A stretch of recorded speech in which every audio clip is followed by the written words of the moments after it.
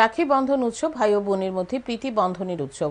হিন্দু, মুসলিম, জৈন, বৌদ্ধ ও শিখরা এই উৎসব পালন করে থাকে। এই দিন দিদি বা বোনেরা তাদের ভাই বা দাদার হাতে রাখি নামে একটি পবিত্র সুতো বেঁধে দেয়।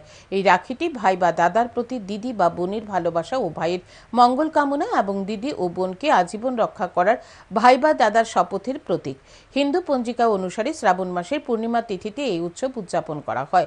জানা যায়, চিতোরের বিধবা রানী কর্ণবতী মুঘল সম্রাট হুমায়ুনের সাহায্য প্রার্থনা করে একটি রাখি পাঠিয়েছিলেন। তারপর থেকে এই রাখি বন্ধন উৎসবের জনপ্রিয়তা বৃদ্ধি পায়। রাখি বন্ধন উৎসবের দিন দিদি বা বোনেরা তাদের ভাই বা দাদার হাতে কবজিতে রাখি নামে একটি পবিত্র সুতো বেঁধে দেয়। পরিবর্তে ভাই বোনকে উপহার দেয় এবং সারা জীবন তাকে রক্ষা করার শপথ নেয়। এরপর ভাই বোন পরস্পরকে মিষ্টি খাওয়ায়। হাতে মাত্র আর কয়েকটি দিন, তারপরই রাখি বন্ধন উৎসব। রাখি বন্ধন উৎসবকে সামনে রেখে ইতিমধ্যে বাজারে এসে গেছে বিভিন্ন ধরনের রাখি। রাজধানীর বাজারগুলিতে দোকানদাররা রকমারি রাখি নিয়ে এসেছেন বিক্রয়ের উদ্দেশ্যে।